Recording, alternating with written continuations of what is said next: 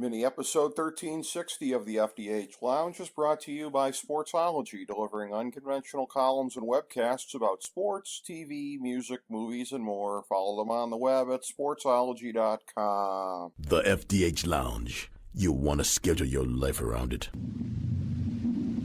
A long time ago, on a gloomy, wet Cleveland spring night, two men stand alone amidst the late-night drizzle. Their voices echo across the vacant station parking lot as they debate the merits of the great American radio show that have been missing for far too long. On that night, an idea was born. That idea became the FDH Lounge.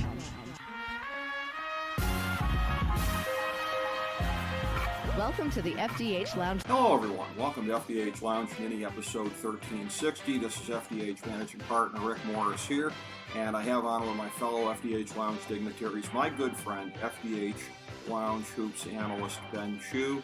Last on with us, recapping the NBA Finals for 2021, and this time recapping the 2021 NBA Draft, which was a very, very interesting spectacle. A couple of potential megastars at the top of the draft, one that slid at least slightly further than we expected him to. So a couple of very obvious winners at the top of the draft, and then it gets more muddled from there. Here to help us wade through the muddle, as I say, my good friend Ben Chu. Ben, good to have you back on, my friend. I'm good, Rick. How are you doing today? Doing great, buddy. And I will say, we always acknowledge personal biases on the show here, personal things that make us happier or sadder. And as a Cavs fan, I couldn't be happier. Evan Mobley, the 7-foot unicorn, drops to my team. So that's a very loaded question, Ben Chu, because you know exactly how I'm doing when it comes to the 2021 NBA Draft, and I am doing fantastic. Right, and I figure you would be at this period of timelines, because this is always secretly a Cleveland Cavaliers podcast at the end of the day anyway. So it always comes back to it, and, plug and play, baby. Don't have to break up the backcourt.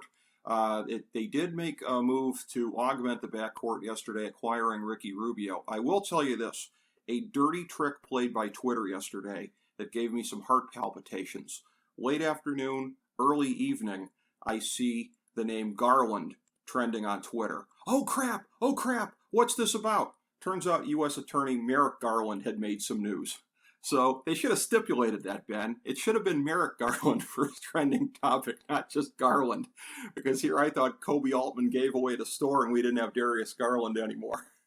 Honestly, I'm not really too surprised that Rick Morris didn't do the fine print research after looking at that, because I don't think there's ever been a timeline where Darius Garland has been trending.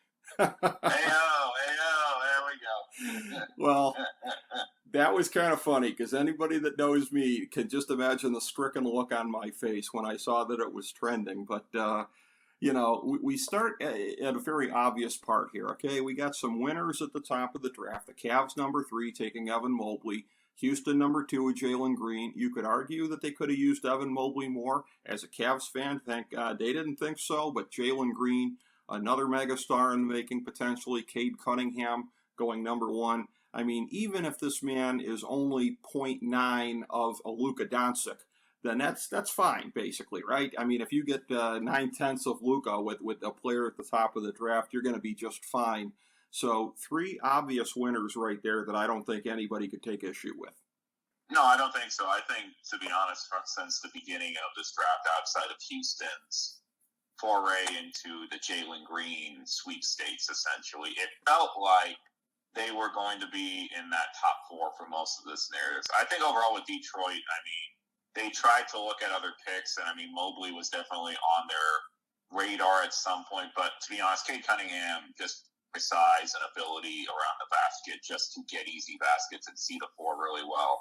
Detroit, despite picking Killian Hayes in last year's draft, they really needed a true playmaker, and that's what Cunningham can provide. And very sneakily, very similar to the Cavaliers at this timeline, the Pistons have a very good young core at this current moment, if you include Isaiah Stewart and Sadiq Bey, who I believe was added to one of the all-rookie teams. So they have a really good young core to start. I think it's going to be very interesting to see what kind of the role Cade Cunningham's going to play. Is Killian Hayes going to play a little bit more off guard? We still haven't really seen a specific amount of skill set from Cade Cunningham in terms of if he is being forced into a double team, will he be able to pass out of it? Will he be able to make certain great plays along the lines? Because we did see in the NCAA tournament when Cade was pressured, he did not come up big. Right. And I feel like that's going to be one of the things he's going to have to work on, especially on the next level. If we go to Houston, I think it's pretty obvious that they're either the big winner or just the depth of what they were able to get. And Jalen Green, alibi, I'm still not sold as a next level Kobe Bryant-esque type player. He clearly has the highest potential of any shooting guard in this draft at this moment.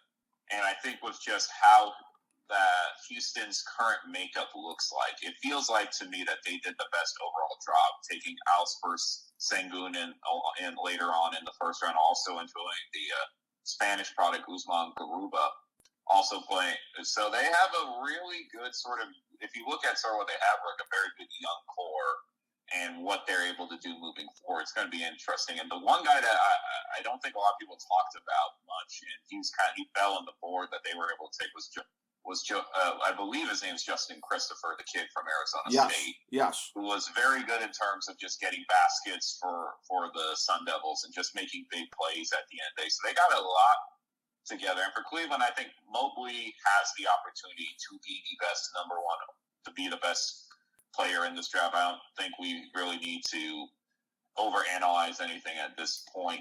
The only question we really kind of have is that if it wasn't for the fact that the big man perceptionally is moving out of the NBA, if this was any other year, would Mobley have been one and Cunningham would have been two, and then it would have been a Green Suggs scenario for it. But it's going to be really interesting to see how Cleveland's going to use him. And the one major knock on Mobley in college was regarding his motor, and there were some games that you could tell he wasn't offensively. I guess the best would be how would I say this, Rick? I would say like forceful at the end of the day. Right.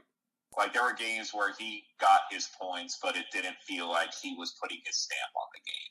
And you would think of a guy that big and that lanky and with a good perimeter three-point shot, he would have a much better chance of doing much, he would have a bigger impact in some of the games that he played in. Yes, very possibly. And I think, again, they'll look to get more out of him, and I think they will at the next level. There's already some talk about nicknames here with him and Jared Allen in the front court. The Terminal Towers, I like that one. Him lining up next to Allen, there is the potential of the nickname Frobley. I've seen that already. So there's a couple of nice. And I think the major thing for them, too, for Cleveland, I will say in a narrative of lucky fortuitousness in a draft that was very heavy guard. The one thing that they were sort of lacking, Allen, I think, is a fantastic player. They didn't really have a perimeter they didn't really have like a big perimeter threat, really. Yes. And Mobley hopefully will be able to provide that moving forward. And the real question, the good thing for them too is, Rick, is that it's very possible Jared Allen could not re-sign, or it's possible that he only signs a short-term deal. So the worst case scenario is you're not causing a problem with the crowded backcourt already of Garland, Colin Sexton, Ricky Rubio, and Isaac Okoro as well. So at the end of the day, I think for Cleveland, it's the best case scenario. You didn't have to. You got a possible transcendent player. Yeah. Without having to do any heavy lifting. Exactly. That's what I wanted to see. I want to circle back around to Houston, but before I do, as a Cavs fan, I will say this is already no worse than the number 4 draft day in Cavs history. 2003, obviously, 2011, 1986, and now 2021. And hey, if Mobley is here for more than one title, we might be calling this the number 1 draft day in Cavs history at some point. As regards Houston, again, Jalen Green, perhaps in some ways a bit duplicative of KPJ, which I have previously bemoaned the Cavs giving him away. But Houston was not dissuaded from taking Jalen Green. The only counterpoint I'm going to give you on this, because I do think, again, as far as guys who have, and you know me, an upside, you know how I am about that, but these other 3 guys to be developed along with Jalen Green, I look at that and I just think to myself, in NBA history and in recent NBA history, when's the last time you've been able to bring along a bunch of guys like that together? I mean, it seems like, out of those other 3, maybe one of them will pan out, 2 if you're super lucky. But I wonder if they might not have been better balancing off getting somebody who projected as a rotation player in there, because a lot of times it can be a zero-sum game as far as trying to bring along too many green guys at the same time. Right, but the one argument I would make in the favor of Houston for this case is they kind of are in a situation right now where they have that time and that ability to make decisions. I understand, like, you don't want to take that many picks and maybe find a rotational player over time, Rick. But the argument I've always said is you can find rotational players in the NBA anywhere these days. True. Yeah. So this isn't, I think that's like older logic, but I get what you're saying, because if you're bringing along a lot of these young, greener guys, it's going to be problematic. But again, I think also, too, is that they have a good core of guys already on this team, but it's going to be just really interesting what sort of direction they choose to go in at the end of the day. Yeah. Just in terms of what style of offense they're going to run, and with the second year of James Silas's head coaching scenario, we didn't really get to see much because of the initial start with Wall and Cousins, and then eventually turning into stuff like KPJ and John Wall at the end. We never really got I never felt like I got a good vibe of what James Silas's coaching career is going to look like moving forward. So this might be the real first year that we get to see what Houston could be at the end of the day. That's true. It will be a good test of that system. And by the way, and as we talk about all of the green guys that Houston got, lowercase g green, the one who's the least green is uppercase G, Jalen Green, out of the four guys there. He still needs to be developed, but certainly less so than the other guys in the class here. Where I really, really wonder what the hell's going on here is and some talk about the Toronto Raptors, whether or not they're still going to have their team president in place going forward here. That almost feels like a move of 1 foot out the door, taking Scotty Barnes at 4, not even bothering to trade down, letting Jalen Suggs fall to 5 for Orlando. And I see a situation here, and I hate to say this because I don't have anything against either franchise. I see losers on both ends of this thing. Toronto in passing on Jalen Suggs, who would have been a nice plug-and-play replacement for Kyle Lowry, a great one really potentially here. And then, Scotty Barnes going in that spot, a guy who, again, like a lot of these guys, like Isaac Okoro in a similar position last year, hey, hopefully he'll learn to shoot at the NBA level. Well, that's what Toronto ended up taking it for. They're passing on Jalen Suggs, and under normal circumstances, you'd be like, oh, Orlando's a big winner. But you know what? Orlando's had a bunch of guys the last couple of years that they've completely failed to develop, whether it be Jonathan Isaac or Bamba or any of these guys here. I mean, Cole Anthony, ironically, also at point guard, so they're going to have a crowded spot there. That's the one guy who hasn't been a disappointment. No, that's not a crowded spot if they choose to play him as a 2 guard. Well, that's true. He's got the height to play that, and that's. I also wonder too. You mentioned Killian Hayes with Cade Cunningham.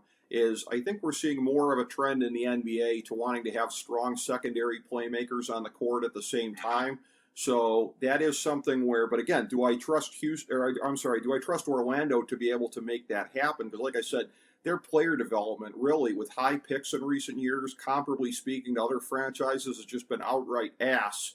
So I don't even proclaim them necessarily the winner of this as Jalen Suggs falling into their lap. As far as developing him, I see them as guilty until proven innocent. And for Toronto, I just see a great opportunity that has come and gone here. Scotty Barnes could develop, but I think it's an unforgivable gamble for them to make in the 4 spot. Sure. And I mean, the real question, too, is that if Orlando didn't want to give up any draft capital to get Suggs, if there was any sort of information out there that they sort of made that decision just generally. Mm-hmm. I mean, overall, I'll just take the Raptors first. I think Scotty Barnes is a very good player. He fits a lot of tools. And if the overall net plan for Toronto is it's going to turn into a Fred VanVleet, Gary Trent Jr. backcourt, if that's what they preferred, I feel like Barnes is not the worst pick because he can play the Draymond Green sort of role. There arguably might be the best defender in the draft and might be one of the best 5-tool guys in the draft. But the argument I would say, too, is that 5-tool guys in college usually do not translate to the pros in most narratives. Draymond Green was one of the rare sort of scenarios where that actually panned out. But we also tend to forget that at Michigan State, Draymond was a pretty notable offensive force during that timeline. Mm-hmm. But I feel like Toronto, it's not the worst pick for them. I'm going to just play devil's advocate and say this is good for both teams. Okay. That it feels like that overall is like if they're wanting to play, sort of flex style basketball, they have a really good opportunity now with OG Anunoby, Pascal Siakam, and now Scotty Barnes to have that sort of flexy interchangeable lineup that can do a little bit of everything on the floor and make big plays at the end of the day. Mm-hmm. The major question for me with them, though, if I'm being honest, is that Suggs I felt have been a better fit just in terms of a go-to scorer at the end of the game, because Right. I truly do not believe that as much as I like Fred VanVleet, I don't really trust him to be that guy at the end of the game to close out games consistently. Right. So it'd been nice to see them go with that. And just to flip over to Orlando, I think Suggs makes a lot of sense. The one thing I do agree with you is they have a very crowded sort of, backcourt at this current moment. You have Cole Anthony, you gave Markelle Fultz a bunch of money, and Suggs at the same point is going to try and mix and match in that narrative. But the one thing I will note with Orlando is that, you have to give them higher odds than they normal, because I'll be honest, I would think if you would have told me yesterday that they ended up with Suggs and Franz Wagner instead of Scotty Barnes and Franz Wagner, we would all say that they made a much better draft day decision at the end of the day. Sure. And I think the issue with Orlando too is they've dealt with injuries, they've dealt with multiple head coaches who have been problematic. I love Steve Clifford as just a general head coach, but he's not good at developing young talent. We've kind of seen that already throughout his coaching career. Yeah. So I think Orlando kind of got to deal if Suggs turns into the guy I think he can be, sort of like a more healthier version of Brandon Roy. He's going to be a really good player for them. And if guys like Isaac Bamba, Wendell Carter Jr. can come back at full force, they're going to be an interesting team moving forward. But I would make the arguments like it feels more like both teams got a little bit more muddled at the end of the day instead of possibly like finding their sort of general process moving forward. I agree with that. There's no question about that. And then really things got a little bit muddled from there. Josh Giddey, the point guard from Australia, going to Oklahoma City at 6. And it was really kind of a free-for-all from that point on, because you get outside of the top 4 or top 5 if you put Kuminga in that level. He drops to 7 to Golden State. That ended up being something that Golden State had to be ecstatic for. I know as a Warrior hater, I wasn't happy, because if ever there's a team that's going to teach that guy to shoot, it would be them. So, it's one of these things where you really started seeing a lot of, and I would say reaches from this point, even though a lot of these guys are much rawer once you get out of the top 4 or top 5. But still, though, Zaire Williams going 10, that's higher than a lot of touts had him going, myself included, way higher. Joshua Primo at 12 to San Antonio. Everybody's inclined to give them the benefit of the doubt because they've always done well, especially on international players, but still.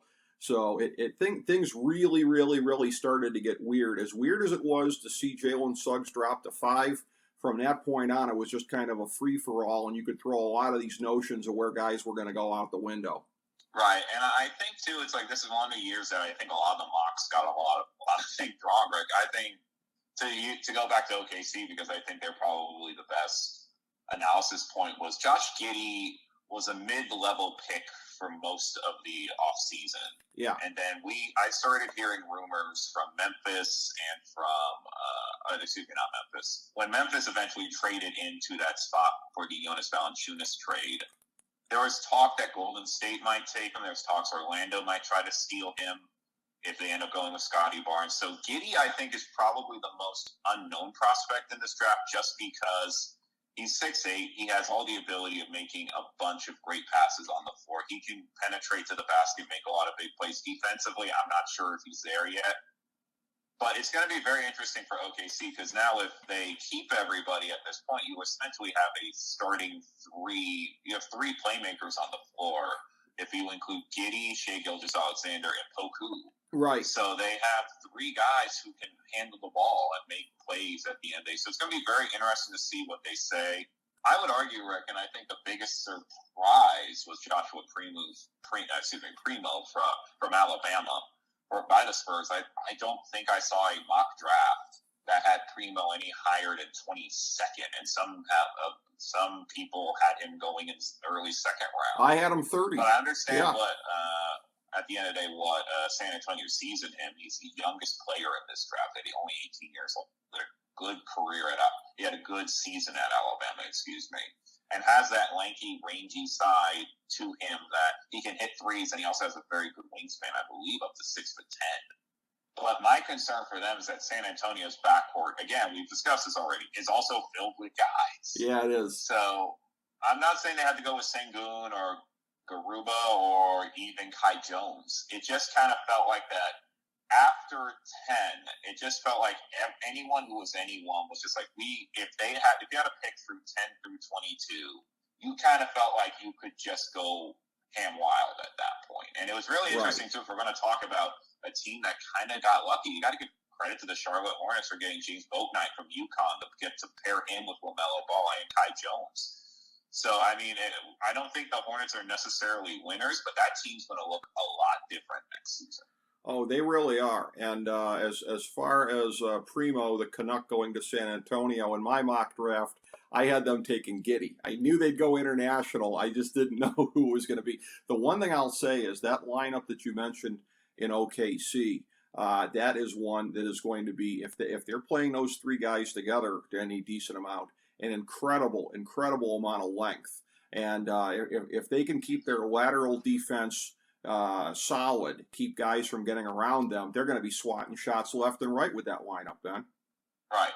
And I think, and we've discussed this in the past too, I think the biggest issue for OKC moving forward is that what are they going to do with Shai Gilgeous-Alexander? What is the overall plan for him? Because I heard he was in trade rumors leading up to the draft. There's discussions they were trying to trade up to get Evan Mobley from Cleveland, and he was part of the package initially.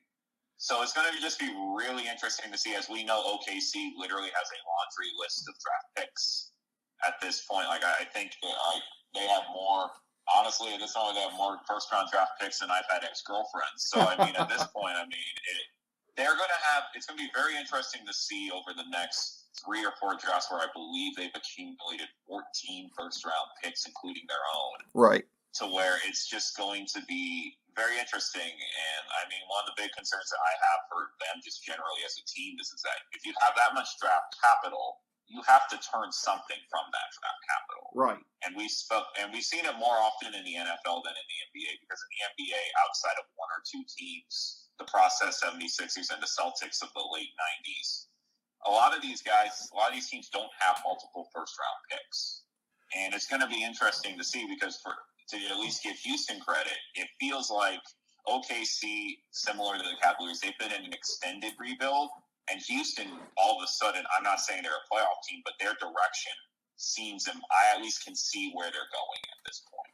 I hear what you're saying about that, and I agree with you. And I will say also, too, in the NBA, you only have a certain number of spots there where the picks really, really matter. I mean, in this draft, there was 3 or 4 spots because of the players that were there. I would say 4, possibly 5 that were really worth having as far as potential franchise players, but you don't have that many opportunities. Generally, you have less, the same amount or less than you had here. So, yeah, what they're doing is really going to be interesting to continue to monitor as they continue to hoard and accrue. And again, that was always my criticism of Danny Ainge, was he was really good at hoarding all this capital, but when it came to turn around and actually use it, not so much. He generally didn't like to burn his thing here, and you have to burn your capital at a certain point here. But as far as it goes with these players here, you start moving into into the back end of the lottery and then beyond. And there were some real values here, it seemed like, as far as some of the players that dropped here. Charlotte, yet again, a mention of them getting Kai Jones at 19 in a trade with the Knicks. Jalen Johnson, 20 to Atlanta. I mean, he had a crummy year, but this is a guy who profiled pretty well as a prospect and was thought of as a lottery-type value. You got a team that was in the Final Four this year that got a potential lottery-caliber player. They got to be happy with that. Keon Johnson, with his athleticism at the very least, dropping to the Clippers at 21. So you had a couple of these players ultimately tumbling to teams where they are going to be of use. You could say the same thing for fellow Tennessee player Jaden Springer. Much like Keon Johnson, Springer goes 28 to Philadelphia, to a team that can use some help in the backcourt there. Cameron Thomas, 27 to Brooklyn, which the ability to fit him into a backcourt here when Kyrie and or Harden needs a breather is injured. So you have some players here. Nashawn Highland to Denver with the 26th pick. You had some teams that were really able to pick up pretty good values because of some of the more interesting, shall we say, earlier picks. Right, and I completely agree with you, Rick. And one low-key winner, which I don't think we got to talk about, I think a lot of people missed overall, you already mentioned it, was Brooklyn. Considering their cap situation with their big three, they really need to have a good, solid draft. And to get a guy like Cameron Thomas from LSU who can just fill it up and get baskets, it was very important for them. They also picked up Deron Sharp from UNC to be sort of their backup big. Yes. The top offensive rebounder, I believe, in the ACC this season. Yes. So that's going to be big help to them, too. Another guy who, what we saw at the tail end of this, going into the later round and into the second round, a lot of great point guards falling. The first one that I was really shocked by was Sharif Cooper of Auburn, who ended up going to Atlanta. A guy that was, I think, pretty much projected to be a late 28, sort of early 20s, late first round pick, goes to maybe his perfect situation, which would be coming off the bench for the Atlanta Hawks and being Trae Young's backup. Yes. So that's going to be great for him. Chicago was able to make it's very weird. The Bulls only had one pick, and that pick ended up being Ayo Dosunmu. Excuse me. I can tell it's a Friday when we're recording when I cannot pronounce last names of college players, but he was a steal too. One of the better players for the Illini during their tournament run, and he goes into, I would say, another perfect situation for a guard who didn't really, get. A team that doesn't really have a default point guard, and he can definitely fill it up with the best of them at the end. So it's going to be very interesting to see how the Bulls start to use him moving forward. Yep. And one guy I felt like that just completely kind of fell down. And again, we've always used this rule in life where sometimes when the best situation should be when things just absolutely fall in your lap at the end of the day. And we have to talk about the Utah Jazz picking up Butler from Baylor, essentially a guard who dealt with some injury issues over the last couple of during the draft process, but he ended up probably being in the best situation too. Is getting to play, be the backup guard behind Mike Conley, get to partner with Donovan Mitchell, and I think there are definitely some other sort of guys in the second round that are going to be really interesting to watch moving forward. One of them would be Greg Brown from the University of Texas, who had a sort of a disappointing end of his season, but went to Portland, who desperately needs some sort of athleticism at the small forward, power forward position. And another guy that I saw kind of fall a little bit, but was a little bit picked higher, I think, than most people, was Joe Weisenkamp from Iowa, who played alongside the Wooden Award winner, Luka Garza. He's going to be a very sneaky guy who can hit threes consistently, and I really think the premium in this draft was being able to get guys who could shoot the three-pointer, because if we're being honest, shooting was not a high mark in this class of players. Definitely, and I was going to mention Greg Brown if you didn't, because you've been high on him all along. You'll get to actually see him up close there in Portland, see him develop, and I think that's very interesting. I think that's a great value pick for them at 43. That's a guy that you've been high on. As long as we're both going to sit here and gravy train for a moment, I will do this. And if we're talking about point guards, my favorite one on a personal level in this draft, going to, I think, an exquisite spot, my boy Jason Preston from The Ohio University, going to the LA Clippers via Orlando at 33. And just a great situation there, because similar to the situation with Brooklyn, they need guys who can come in and play because of their cap situation, and don't know if they're going to get Mr. October back there in the backcourt or not, but whether they do or whether they don't, there's going to be plenty of room for Jay Preston in that rotation, and on a winning team to boot. He couldn't have done better, I don't think. Yeah, I don't think so either, especially coming from being a guy who essentially wasn't even highly regarded. And, it was very interesting to see the path of his career and his games and that Ohio's brief run in the tournament. Yeah. It's very weird and very odd, Rick, that many good point guards fell, but I guess we can say that this was one of the better point guard class we've seen a while. It would not shock me of those four names we discussed if one of them ends up being an all-star caliber guy. Sure. Well, not only that, I mean, somebody that I had going 23 tumbles to the second round, 36. Miles McBride going to Oklahoma City, another one of the guys they were able to gobble up with their multiple picks here. So OKC, much like Houston, again, they continue to gobble up as many of these young guys as possible. And I guess when I was talking about some of the possible pitfalls before for Houston, I was in a way thinking of Oklahoma City, because some of them have made some strides.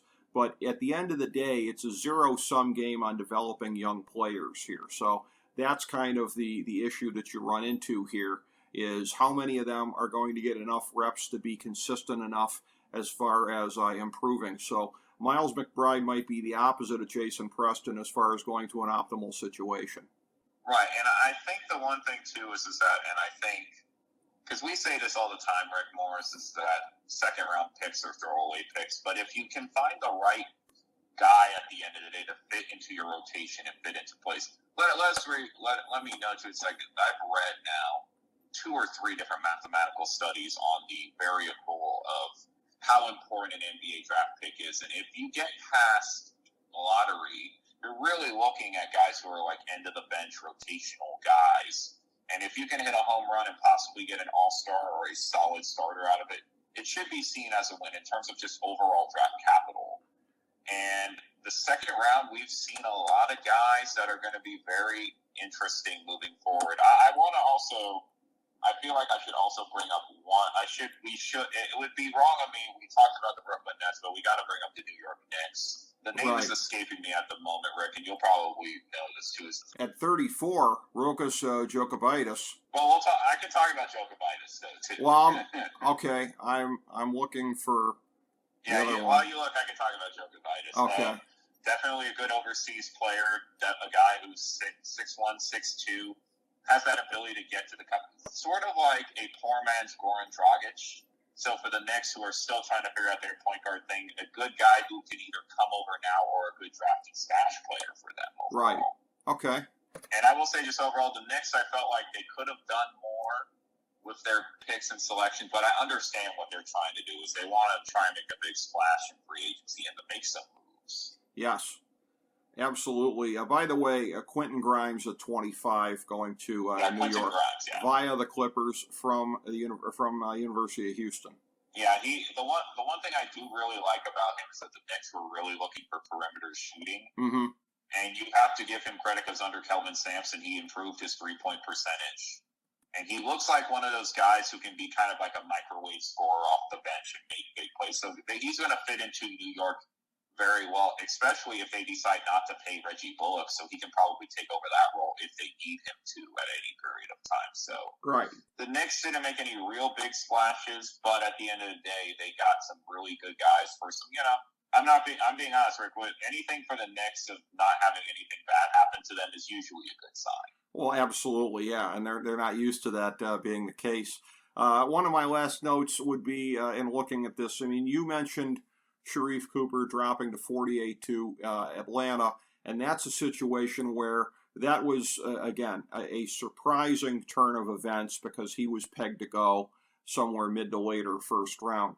There are also guys that go in the second round where maybe at the beginning of the year they might have profiled as being much higher. By the time draft day rolls around, they're not regarded at the same level for whatever reason. There's 2 guys that I see that fit that bill here where I think that if teams do a good developmental job with them, they might really get somebody who can be a strong contributor in the rotation, if not more than that. One would be at number 53, Charles Bassey, the Nigerian center from Western Kentucky. This is a guy who at a point earlier in the year had potentially profiled as a late lottery pick somewhere in there. Ditto Scotty Lewis, the shooting guard from Florida, dropping to 56 to Charlotte.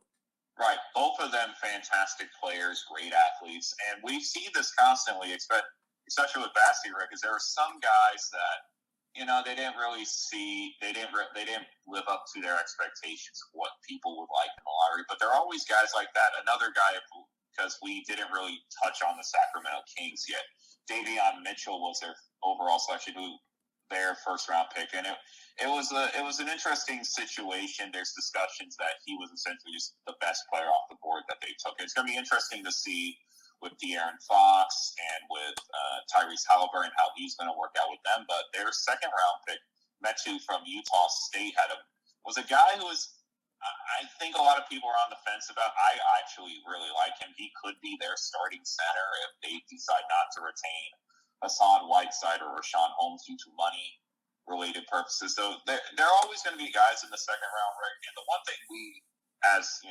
hoops analysts and hoop heads that we talk about a lot is that, especially now with the G League being much more formed, GMs in most cases should be making value picks that they can always send to develop in the G League and be able to get time and experience. So I feel like at the end of the day, a second round pick, if you trade it away, is no big deal. But if you have a second round pick, especially in the mid tier of that thing from the beginning of the second round to about pick, I would say 48, 49, you need to make sure that selection is going to be someone who you can either develop into a good player or a guy who is underseeded or who underperformed during a year who could in the future become that much better.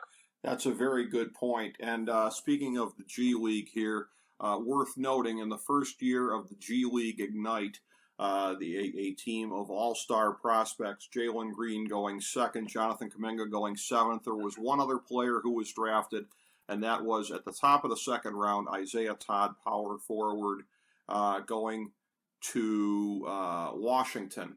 So that is a very interesting pick right there for them. So the G League Ignite is something that is going to be a thing, at least for the next year or two. Once the high school players start coming out directly, I don't think that's going to be a thing anymore, because why settle for the pay that you can get there when you can get NBA pay? But there's the initial three guys getting drafted from that draft class. This is something to watch for the history books, because we haven't seen anything quite like this previously. Right. And I think what will ultimately happen, Rick, is that G League Ignite will still exist moving forward. Right.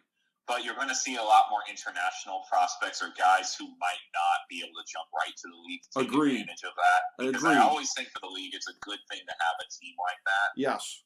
Just of overall talent and different things. And we'd also be remiss to note that this is also the Montverde Academy draft of all things. 4 guys going in the first round. Yeah, I mean, that went to that prep school. That is that's incredible as well, and I agree with you on the G League Ignite. I think it'll still be around. It's just you're not going to get the uber prospects going there. They're going to go right to the NBA, but guys who are going to gamble on potentially becoming a high lottery pick the next year. If you're a guy that projects as maybe a second round pick coming out of high school, maybe you go there for a year. You try and get all polished up, see if you can become a lottery player. I agree with you. They're still going to get some players going there. And, of course, in college, you're still going to get whatever's left over, just like they did in the years before the 1-year mandate was put in place by the NBA. So looking around at this again, a very, very interesting draft. And, again, like I said, the tumultuous nature of the back end of the lottery really kind of shaking it up, making it unpredictable and leading to potentially some good values later on, including potentially Moses Moody, 14 to Golden State, as much as I hate to admit that, and Corey Kispert with his shooting, 15 to Washington. That about does it for my observations. Anything we didn't cover with you yet?